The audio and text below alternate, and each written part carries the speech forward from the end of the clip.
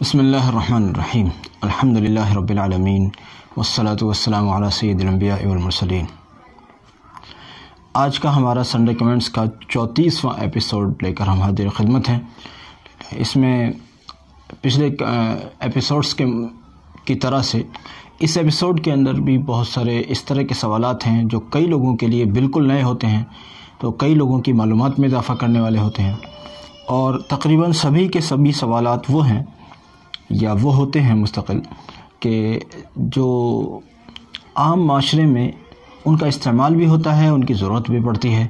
تو یہ جو ہمارے سوال جواب ہوتے ہیں یہ عام اور خاص سبھی کے لیے اہم ہوتے ہیں، لہذا گزارش ہوتی ہے کہ ان کو اخیر تک سن کر دوسروں تک بھی پہنچائیں، اور یہ دوسروں تک پہنچانا یہ صدقہ جاریہ ہے، اور خود جاننا یہ علم سیکھنا ہے، اور علم کا سیکھنا بہت عظیم عبادت ہوتی ہے۔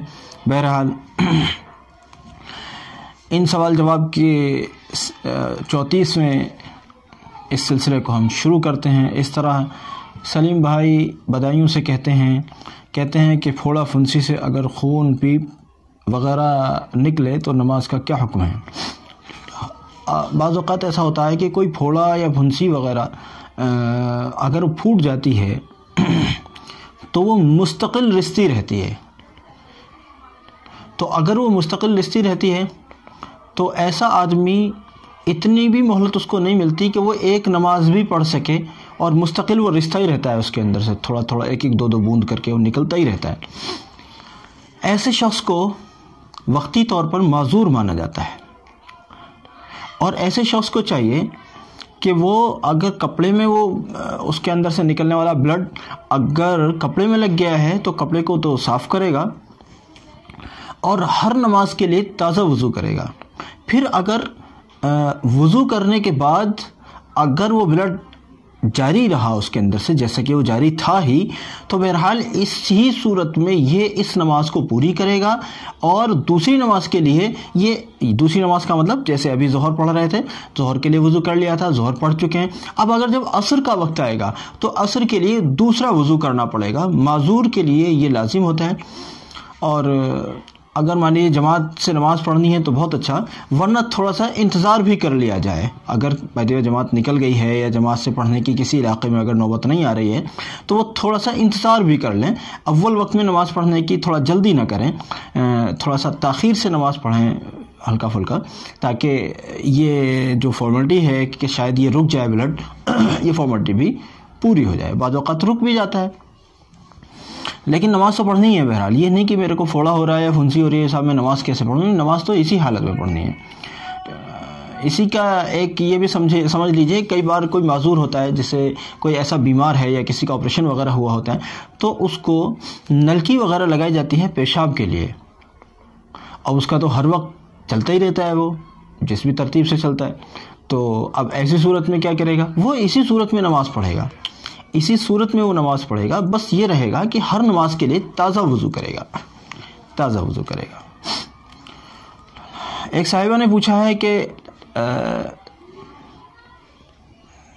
نہانے کی اجازت نہیں ہے یعنی ڈاکٹر کی طرف سے، اور حیض سے فراغت ہو گئی ہے، اس صورت میں اب نماز کا کیا کریں؟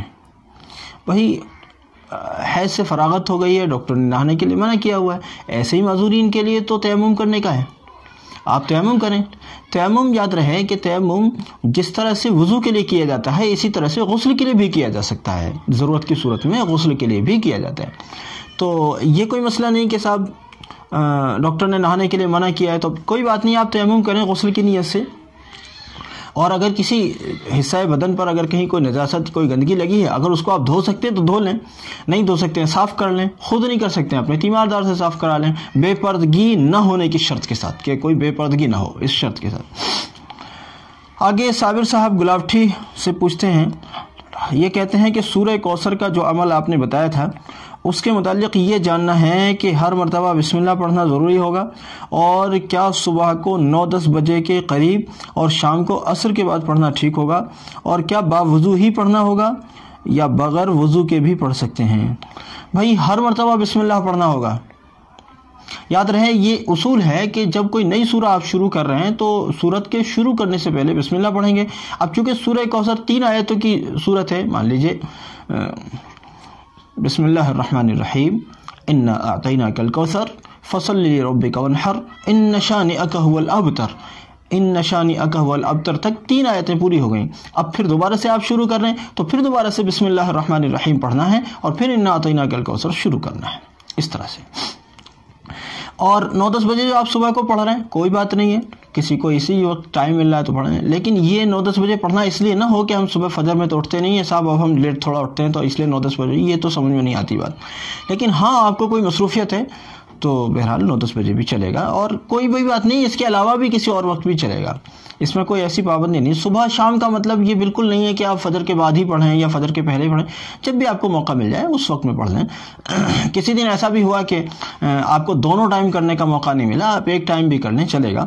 کہتے ہیں کہ باوضو کرنا یا بے وضو دونوں طرح سے درست ہے، لیکن کسی بھی عمل کا زیادہ مزہ لینے کے لیے اللہ کی طرف دھیان لگا کر طہارت کو کامل کر کے یعنی وضو وغیرہ کر کے اگر آپ کرتے ہیں تو اس کا لطف کچھ اور ہی ہوتا ہے. لیکن جائز یہ بھی ہے کہ آپ اس کو بے وضو بھی پڑھ سکتے ہیں. اب تینوں باتیں سمجھ لیں. وقت کی کوئی اتنی بڑی پابندی نہیں ہے، یہ حالانکہ جمعے میں جو ولاگ آیا تھا یہ سوال اس سے متعلق ہے، میں یہاں وضاحت کر رہا ہوں اس سوال کے آنے کی بنیاد پر. اگر کسی نے وہ کلپ وہاں دیکھی تھی اور کوئی یہ والی باتیں سمجھ میں نہیں آئی ہیں تو یہاں سن لیجئے. میں اچھے سے بتانا چاہ رہا ہوں کہ وقت کی کوئی ایسی بڑی پابندی نہیں ہے. میں نے صبح شام وہاں بتایا ہے تو صبح شام میں تھوڑا سا آگے پیچھے بھی چلے گا. عصر بعد نہیں کر سکتے مغرب بعد کر لیجئے، مغرب بعد نہیں کر سکتے عشاء بعد کر لیجئے، عشاء بعد بھی فوراً بعد نہیں کر سکے بھائی سونے سے پہلے کر لیجئے. روزانہ عصر بعد کرتے تھے، آج مغرب بعد ہو گیا کوئی بات نہیں. آج مغرب بعد نہیں ہو سکا، عشاء بعد کا موقع ملا ہے کوئی بات نہیں. صبح کو فجر کے بعد کرتے تھے نہیں ہو سکا، کسی اور ٹائم کریں گے کوئی بات نہیں ہے. مطلب کوئی ایسی پابندی نہیں ہے. وضو کی بھی آپ کو میں بتا ہی چکا ہوں، زیادہ لطف لینے کے لیے باوضو پڑھیں بہت اچھا، لیکن اگر بے وضو بھی پڑھ لیں تو جائز ہے اور انشاءاللہ فائدہ بھی ملے گا. اور میں کہتا ہوں کہ اس عمل کو ہر آدمی کرے، جو بھی اس عمل کو کرے گا لازمی طور پر، میں اللہ پر پورے یقین کامل کے ساتھ کہتا ہوں، اپنے پورے تجربے کی بھی، جو میرا تجربہ بھی ہوا اس کی بھی روشنی میں، جو بزرگوں نے مجھے بتایا اس کی بھی روشنی میں، اللہ پر بھروسہ کر کے کہتا ہوں انشاءاللہ پیٹ بھر کر دعا دے گا جو شخص اس کو کرے گا. کریں، خود نہیں کر سکتے ہیں، گھر میں کوئی بچی ہوتی ہے، کوئی بچہ ہوتا ہے، خواتین ہوتی ہیں، ان میں انہماک ہوتا ہے، کبھی ان میں شوق ہوتا ہے پڑھنے پڑھانے کا، ماشاءاللہ ان سے کرا لیں تو بھی چلے گا. ایک آدمی کر لے تو بھی صحیح ہے، اور ایک سے زیادہ افراد بھی اگر گھر کے کر لیں تو سونے پر سہاگا، کیا پوچھئے، پھر تو بہت عالیشان. لیکن کر لیں، کل ملا کر برکتوں کا خزانہ ہے، یہ ایسا خزانہ ہے کہ مجھے بتائیے گا تھوڑے دن کرنے کے بعد کمنٹس میں لکھیے گا کہ آپ کو کیا فائدہ ہوا. انشاءاللہ بے شمار فائدے محسوس کریں گے آپ. اگلا سوال ہے، کہتے ہیں راشد صاحب JNK سے پوچھتے ہیں پیشاب کے بعد سفید رنگ کی منی خارج ہو جائے تو کیا غسل کرنا ضروری ہوگا؟ بھائی پیشاب کے بعد جو سفید رنگ کا مادہ خارج ہوتا ہے وہ منی نہیں ہوتا. دیکھیں منی کی بات بتاؤں، منی کی نشانی کیا ہے؟ منی کی بنیادی نشانی یہ ہے کہ منی ہمیشہ جب خارج ہوتی ہے تو آدمی ایک عجیب سی لذت محسوس کرتا ہے، یہ منی کی نشانی ہے. اگر کوئی سفید چیز خارج ہوئی اور اس میں کوئی لذت نہیں تھی، اس کا مطلب وہ منی نہیں تھی، بلکہ یہ ایک اصل میں ایک بیماری ہوتی ہے، اور نوجوانوں میں بہت یہ بیماری ہوتی ہے، اور کئی بار شادی سے پہلے یہ بیماری ہوتی ہے، شادی کے بعد بعض لوگ ٹھیک بھی ہو جاتے ہیں. تو اس سے بہرحال غسل نہیں ٹوٹتا، لیکن صحت ضرور خراب ہو جاتی ہے اگر کسی کو مستقل یہ مرض ہو. اس لیے میرا مشورہ ہے نوجوانوں کو کہ اگر کسی کو یہ مرض ہو یا پیشاب کے بعد بھی قطرے جانے کا مرض ہو تو اس کا علاج ضرور کرانا چاہیے، ورنہ صحت خراب ہو جاتی ہے، چہرہ بھی بے نور سا ہونے لگ جاتا ہے، اور چہرہ بھی خراب ہونے لگتا ہے، اس سے اور بھی بہت سارے نقصان ہوتے ہیں. پھر جب خیر بہرحال اگلا سوال سلطان صاحب پوچھتے ہیں سیانہ ہی سے، رات کو احتلام ہوا جس میں صرف ایک آدھ بوند ہی خارج ہو پائی تو کیا غسل واجب ہوگا؟ سلطان صاحب ایک آدھ بوند خارج ہوئی تھی یا بہت سی بوندیں خارج ہوئی تھیں، احتلام تو احتلام ہی ہے. دونوں صورتوں میں یعنی مقدار چاہے کم تھی منی کے خارج ہونے کی احتلام کی صورت میں یا پھر زیادہ تھی، بہرحال دونوں صورتوں میں غسل کرنا لازم ہوگا. دونوں صورتوں میں غسل آپ ضرور کیجئے. اگلا سوال ہے، کہتے ہیں کہ کئی بار واٹس ایپ پر میسج آتا ہے کہ اگر اس دعا کو 10 لوگوں کو شیئر کرو تو دعا پوری ہوگی، اس کے بارے میں کیا حکم ہے؟ پہلے اللہ والے یہ بتاتے تھے کہ اگر اس دعا کو پڑھو تو دعا قبول ہوگی، نماز پڑھو تو دعا قبول ہوگی۔ اب تو نئے دور میں، اب ماشاءاللہ چونکہ اپنے ٹیکنالوجی کا دور ہے، تو اب دعا والوں نے بھی ترقی کر لی ہے۔ اب دعا والے، یہ اللہ والے تو چلو خیر، جو کون کتنا اللہ والا ہے اس سے ہمیں کیا بحث ہے، لیکن اب کیا ہے، وہ اللہ والے خانقاہوں میں بیٹھ کر، مدرسوں میں بیٹھ کر، مسجدوں میں بیٹھ کر بتایا کرتے تھے، یہ ماشاءاللہ واٹس ایپ پر بیٹھ کے بتاتے رہتے ہیں کہ ہاں بس پڑھنے کی بھی ضرورت اب تو ختم ہو گئی، اب تو بس یہ ہے کہ بس اس میسج کو بس فارورڈ کر دیجئے جتنا کر سکتے ہو، بس آپ کی ساری دنیا اور آخرت کی سارے مسئلے ہو جائیں۔ استغفر اللہ، استغفر اللہ۔ یہ سمجھ لیجئے کہ ہمارے معاشرے کو اور زیادہ بے وقوف بنانے کی طرف ہم چل رہے ہیں، یعنی ہم خود ہی اپنے معاشرے کو بے وقوف بنانے کی فکر کر رہے ہیں۔ کیا عجیب بات ہے، ایک دعا لکھی جاتی ہے اور کہتے ہیں جی اس کو 10 لوگوں کو بھیج دیجئے، اور بس پھر دیکھیے کرشمہ، دیکھیے آپ کرشمے دیکھیے، نعوذ باللہ۔ بھائی اللہ کے واسطے اس طرح کی باتیں نہ کریں۔ اگر کوئی دعا بھیجنی ہے تو یہ نہ کریں کہ بھئی دوسروں کو بھیجیں گے تو مسئلہ حل ہوگا۔ کوئی اگر معتبر دعا ہے، کوئی قرآن و حدیث سے ثابت ہے، اکابر علماء اہل اللہ سے ثابت ہے، تو بتائیں بھئی اس دعا کو اس ترتیب سے پڑھ لیں، آپ کا مسئلہ حل ہوگا۔ اور گزارش ہے بھئی اس کو دوسروں تک بھی پہنچا دیں تاکہ دوسرے بھی نفع حاصل کر لیں۔ بات کتنی اچھی ہے۔ اب صرف پڑھنا پڑھانا کچھ نہیں، بس بھیج دیجئے۔ ایسا نہ کیا جائے اللہ کے واسطے۔ کوئی بھی میسج ہو جس کو آپ دیکھیں اس طرح کا کہ بھئی بس اس کو بھیج دیجئے اور سارے مسئلے ہو جائیں گے، خدا کے واسطے ایسا کوئی بھی میسج نہ بھیجا کریں۔ ہاں اگر اس میں لکھا ہے کہ بھئی اس کو پڑھو، اس کا یہ فائدہ ہے، اور وہ معتبر بھی ہے، ہم خود نہیں جانتے، اپنے علماء سے پوچھ لیں، اپنے دائیں بائیں تقریباً ہر مسجد میں ماشاءاللہ علماء ہوتے ہیں یا آس پاس کی مسجد میں ہوتے ہیں، ان سے پوچھوا لیں۔ نہیں پوچھ سکتے بھائی، یہ خادم بھی اسی لیے یہاں بیٹھا ہوا ہے، یہاں کمنٹس وغیرہ کے ذریعے سے کر لیں۔ جن لوگوں کے پاس ہمارا نمبر ہے، اب تو ہم نمبر بھی دے دیتے ہیں اسکرین پر، تو اس پہ بھی آپ واٹس ایپ کر سکتے ہیں۔ برائے مہربانی بس کال نہ کریں، مجھے کالوں سے بڑا ڈر لگتا ہے، اتنی کالیں پہلے ہی سے آتی ہیں۔ کہتے ہیں کہ حضرت میں جاننا چاہتی ہوں کہ اسلام میں اپنی مرضی کی شادی کرنا کیسا ہے؟ ارے میری بہن، آپ کو کیا بتاؤں، اللہ کے رسول صلی اللہ علیہ وسلم نے ایک کام یہ شروع کیا کہ نکاح جب ہوتا ہے تو لڑکی کی بھی اجازت کو شرط قرار دیا گیا۔ ابھی بھی آپ دیکھیں، 3 آدمی جاتے ہیں رجسٹر لے کر، ایک گواہ ہوتا ہے، 2 وکیل ہوتے ہیں، یعنی ایک وکیل ہوتا ہے، 2 گواہ ہوتے ہیں، اور 3 آدمی یہ ہوتے ہیں، اور 3 آدمی جو ہے رجسٹر لے کر لڑکی سے باقاعدہ اجازت لے کر آتے ہیں۔ اگر نکاح والے آئے ہوئے ہیں